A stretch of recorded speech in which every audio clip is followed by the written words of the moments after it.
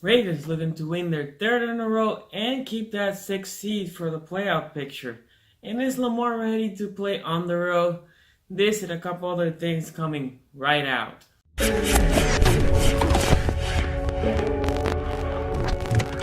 Renegade.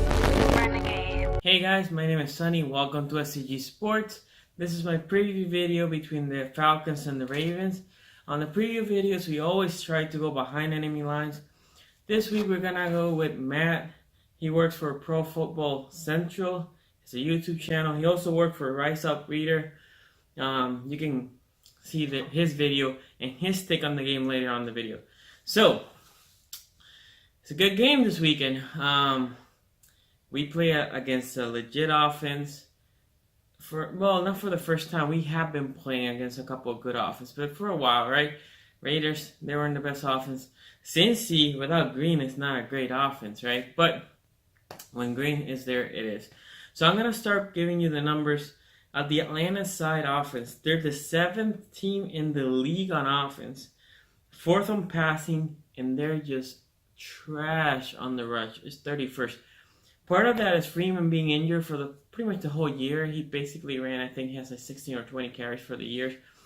Coleman hasn't done much, right?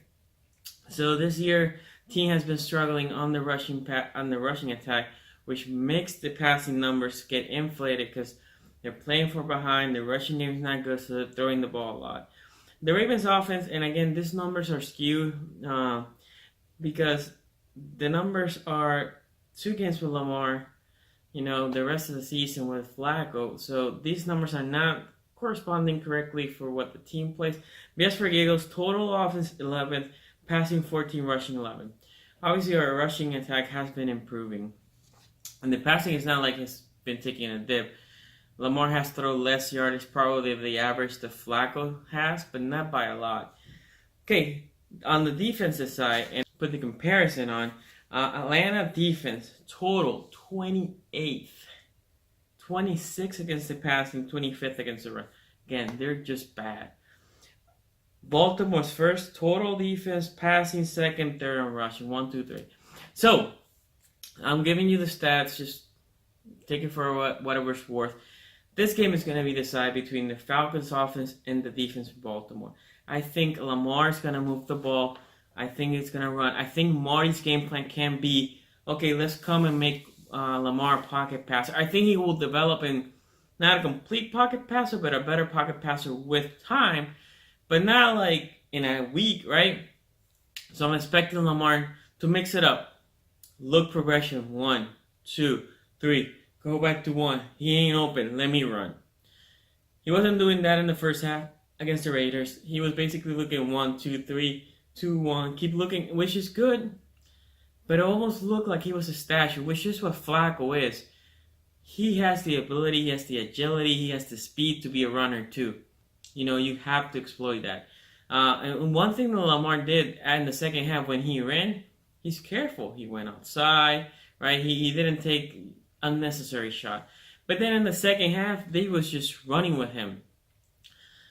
I don't want necessarily to have design run, although that touchdown pass where he rolled out, that was beautiful. I seen Cam doing that too. Well, he did it to us. So I like that. But what I'm saying is I don't want to have necessarily a lot of run designs. RPOs are fine. And if he runs, he just takes it. That's great. He's reading the edge guy. So that's all good. What I'm saying is it almost looked like they told Lamar, this is a passing game. You don't run. You're going to find a way to pass it. No. Lamar tried to go to your progressions. And he did good. And the other thing Lamar does good is as he's scrolling, he keeps looking down the field. I like that. So, I think Lamar's going to put points, or the offense is going to put points. I think we're going to score 35 on offense. I think Lamar's probably going to throw for 2 touchdowns. He's probably pissed that he threw 2 picks. So, I think 2 touchdowns. He's going to run 1. Great. I think it's going to be a great week for him in fantasy. And Gus will have 1 or 2, right? Either Gus 1, Collins if he's back 1, or Gus and Montgomery. I think they should use Montgomery more as we go by. So, but that being said, that is an offense. Again, I think you should run the ball because the fear of Lamar especially Atlanta, right? They remember Vic. So they're going to be feared that Lamar's just going to run all over them, but you still run it and you still low RPOs. That's going to open lanes for easy completions for Lamar, right? Deep completions, right? I like the shots that they took with Lamar. Lamar threw actually a pretty good deep pass. Even on the pick on Crabtree, the ball it looked pretty. So, that being said, that's my keys on offense. They need to just run it and then have that threat all the time. And that's going to help, safeties are coming in, linebackers are coming in. And Hurst had a good game, in my opinion. He needs to keep going. And then Andrews and the Crabtree, Snead, and Smokey. I think it's going to be a good game. I think Lamar's probably going to throw for 250. Like I said, 250, that's what I'm going for. But let's go to the other side. Because, again, I think that's what is going to be determined. So we're playing against a really good offense. But the Ravens had done that before. New Orleans is currently, I don't know what it was when we played them. I think they were number 1. But right now they're the 6th best offense. Pittsburgh's the 2nd best offense. Neither of them put a lot of points, right? New Orleans scored 24. I think the Steelers scored 24. So that's what I think we need to do. Keep them to 24. It's on the receivers, right? So again, like last week, choke that rushing attack. It's not good. It shouldn't take that much to choke it, to make sure they don't have any big gains in the running attack. Now, DBs, our passing defense has been really, really good. I know we don't force turnovers, but we have been pressing a lot of press man coverage. So what I think you do is Humphries goes with Julio. I think Humphries is the only one that has the ability, the athleticism to keep up with Julio. I'm not saying he's going to shut him down. Julio's a beast of a receiver. But he did a good job against Antonio. And Antonio's more shifty than Julio. Julio's more athletic on the deep jumps. But again, Humphrey can defend that. I think you put Humphries on it. I wish Tavon was back because I think Tavon on Ridley would have been perfect. But if he's not back, you put Kennedy or Carr on it. And then Jimmy has to make sure Sanu doesn't go wild. Because they have that three-headed monster on the receiving side. Now, that leaves a guy that they use a lot. And it's our Achilles heel currently. The Ravens haven't been burned, although we got burned by AJ Green. That was early in the year. But receivers haven't killed the Ravens as much as tight ends and running backs. Hooper. He can play. He's good. I'm actually expecting them to try to put Kenny Young on him. Kenny Young, he's fast enough. He's not as big, but he's fast enough. Or, if one of the three guys, as like I said, Sanu, Ridley, or Julio's not there, then you put one of the corners there. Or the other guy that they can put, if they think he's ready, is Kennedy. Kennedy I think he can keep up with Hooper, but he's coming out of an injury. We'll see how he is. And the other guy is Coleman. Even though Coleman hasn't been great in the rushing attack, he has 5 touchdowns receiving. So that's, worrisome because, we have a problem with running backs leaking out, and I don't know why we can't defend them. Again, I think Kenny Young is the primary defender for those, because the problem is, I like Mosley. And you know what Mosley thrives? In zone coverage. He actually has good hands. He has a nose for the ball. He plays well zone. He can read the QB. What he can do is just play press. So when they put Mosley on a running back, the running back usually wins that battle. And the tight end the same way. So I'm expecting, hopefully, Kenny Young to put them in against the running back or against Hooper. Like I said, if you can get away with putting Kennedy there, in theory you can take Mosley out. I know they don't like to take Mosley out, but since Weddle's the one calling the plays, you can take Mosley out if they go 3 wide with Hooper, right?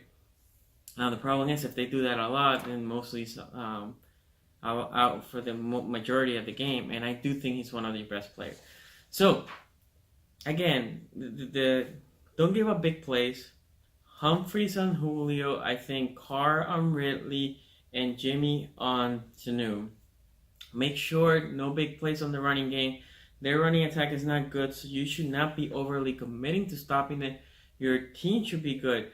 That means Judon and Suggs work on containment, right? And then our big boys, Pierce, Williams, make sure if somebody comes through you, you just tackle them hard. And the safeties, I'm worried that if we have Sharp Clark, hopefully he's better than last week because he looked lost. He looked lost against Cooks. Cooks has been having a great year, but I don't want to see Clark on Hooper because I think if Matt Ryan sees Clark on Hooper pressing, he's going there, and I'm not confident on that matchup. So keys to the game is hopefully contain them. 24 points is what I'm thinking, and my score is gonna be 35-24 Ravens. We can win. It's gonna be hard. It's gonna be on the road. I'm hoping, they're coming from a tough loss. They're on this mini bye, so they have time to prepare for us. But the element. See, the problem is there's no QB currently like Lamar in the NFL. There used to be, but not currently. Meaning, Cam Newton runs, and they know Cam, but it's a different style of run. When Lamar has the ball and he runs, it's almost like a wide receiver in the open field. Cam is more like a tight end, right? He wants to bruise you. They're not great in defense. I think they won't know how to prepare for this game.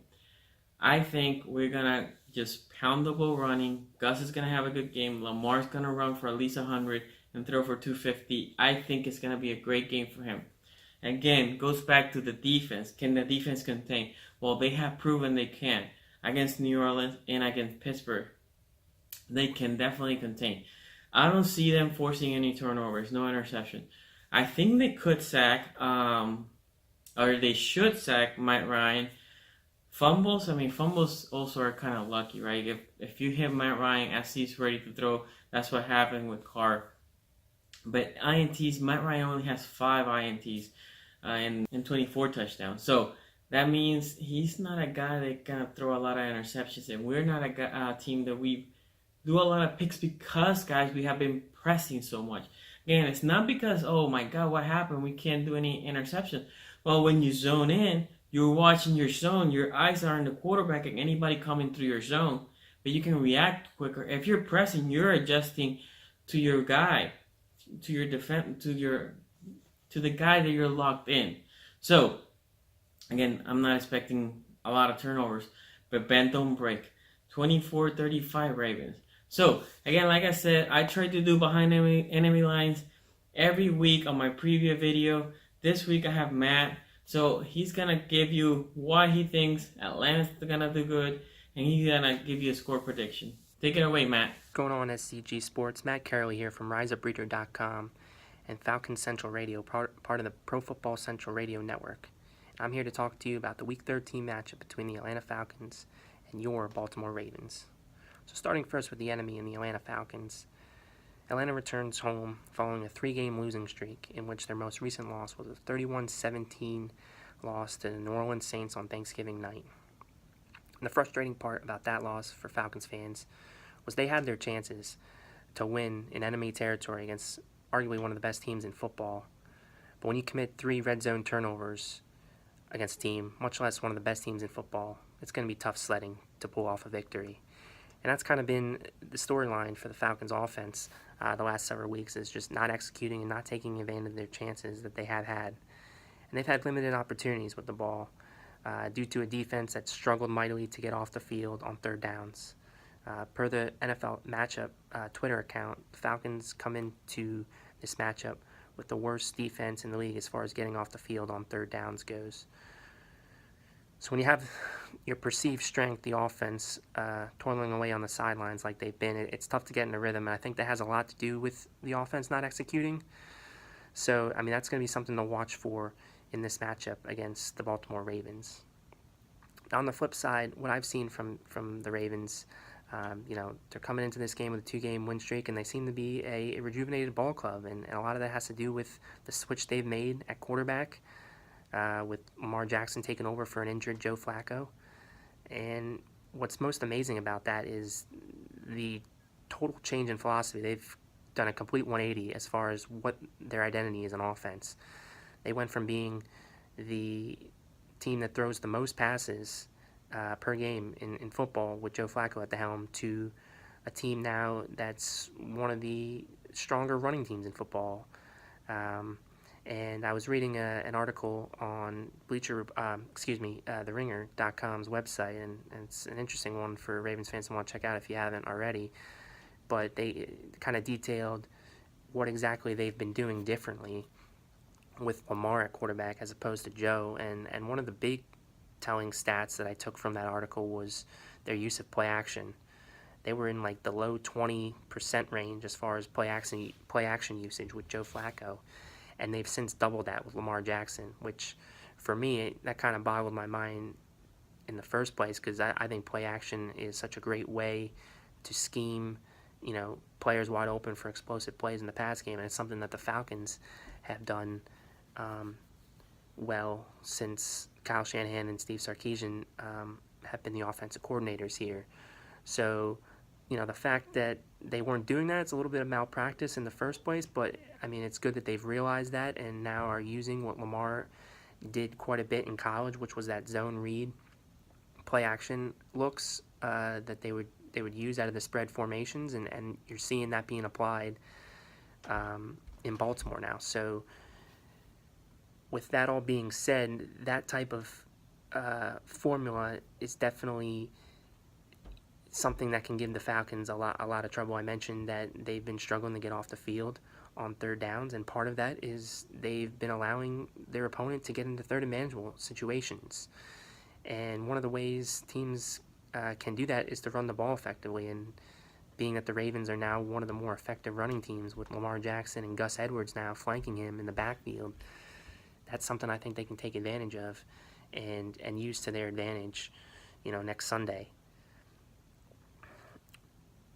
Flipping over to the defensive side of the ball, I think in today's NFL, especially this year, there's been very few defenses that this league can hang their hat on and say are talented or good defenses. But I do think the Ravens are one of those teams that still remain. That's been their calling card for several years, as Ravens fans know, and they've continued to do that this year. According to Football Outsiders DVO rankings, they're top 12 against the pass and the run. So, and for me, it all starts up front. Guys like Michael Pierce, who's playing at an all-pro level. Brandon Williams is Brandon Williams. He's a brick house in that center of the defense. Doesn't allow a lot through there in the run game. And then I think also they can throw a bunch of different guys at you along the edges. You got Terrell Suggs, the ageless wonder, who, last I checked, is still the team leader in sacks. So he's still doing what he's doing. They got Matt Judon. Zadarius Smith's a guy I'm very high on, someone that I wouldn't mind the Falcons taking a run at in free agency in 2019. I'd liken him to a Pernell McPhee player who Ravens fans know as well from his time there. A good edge setter against a run, and also can provide some juice around the edge, getting after the quarterback. And then Tim Williams is another guy who provides a speed element that can give some of the Falcons tackles some issues. So, that type of formula, those types of players are guys that have given the Falcons trouble in the past. I think one of the things the Saints kind of exploited on Thanksgiving night was, they were able to stop the run game against the Falcons. And when teams have been able to do that and make them one-dimensional so that they can pin their ears back, that's the formula for success against this Falcons offense. And, I just touched on guys like Pierce and Williams, those types of guys. Their forte is shutting down the run. So if they do their job, what they've done, what's been their calling card in their entire career, then I think they can put the Falcons in third and long situations, and they can get after them with Suggs and Smith and Judon and Williams. So that's my biggest concern as far as what the Falcons have to guard against, and what the Ravens can potentially take advantage of against the Falcons. Now, I will say consistency is something that is also an issue with Atlanta, and because of that, there's some volatility with their play. the Washington game is the one I'd like to bring up as far as, that matchup presented similar challenges to what this Ravens team presented, and I didn't think that they'd be able to, protect Matt Ryan against, a pretty decent Washington front, and, Washington also runs the ball, and I thought they were going to be able to run it down the Falcons' throats, and that wasn't the case. The offensive line of the Falcons really took that game personally and moved those guys around, and it led to the Falcons rushing the ball for 160 yards. So that is a potential outcome for this team. I mean, they do have that in their holster, but, the sample size now is 11 games in, and I've seen more poor performances from those guys up front than I have the performances like against the Redskins or even the Carolina game was another good one that they had. So with that all being said, I do think the Ravens have the advantage in this matchup, and I think they will exploit them in those areas, both along the defensive and then even the offensive line of the Ravens, I think, is a pretty good unit. I know you guys have dealt with some injuries on the interior, but I don't think you're going to have to worry too much about this Falcons pass rush. So I think when Lamar is dropping back to throw it, I think he is going to have time to go through his reads and pick apart a secondary that's been both maligned, but then also some of the guys that are still healthy, like Desmond Trufant and Robert Alford, haven't played up to their particular high level of play. So for me, I think this matchup bodes very favorably for the Ravens. Now, there is one point I do want to add before making my score prediction, and it is the status of Deion Jones. I think Deion Jones, well, just to give a backstory, Deion Jones has been out since week 1 with a foot injury. He was placed on short-term IR and missed 8 games before being activated back to the 53-man roster, but he has not suited up since the Falcons made that roster move. Now, Dan Quinn mentioned after the Thanksgiving game that they do hope and anticipate Deion Jones being back for this matchup against the Ravens, but I've been taking the Falcons injury reports with a grain of salt over the last couple of years because I've been burned before. So with the NFC playoff picture kind of slipping out of the Falcons' grasp, I think we may also see a scenario where they shut down Deion Jones for the season and just, play for 2019, and hopefully, he's then fully healthy and ready to go back and be a Pro Bowl middle linebacker. So it's something to still monitor because if he is playing, he's the type of guy that can guard against Lamar Jackson sideline to sidelines and take away those outside runs. And then at that point, it would be a matter of handling the stuff on the interior, the inside, and if they can stop Gus Edwards and force the Ravens into third and long situations, then that would be the recipe for the Falcons having success on defense and hopefully giving their offense more chances, more cracks at this Ravens defense because, if they're limited to the amount of possessions they have against a team like the Ravens, I think their point total could be one of the lowest it's been all season. So with that said, as far as a score prediction, like I said, I do think this matchup bodes very well in the Ravens' favor. So I'll likely take the Ravens 24, Falcons 16. And that's it for my game recap. I'll toss it back to Sonny now. Okay, guys, let me know what you think. Do you agree with him? You disagree? Is the Ravens winning? Are they losing? Put your score prediction down in the comments below. If you liked the video, give it a thumbs up. Subscribe to the channel. Follow me on Twitter at SCG Sports. I'll see you next time, guys.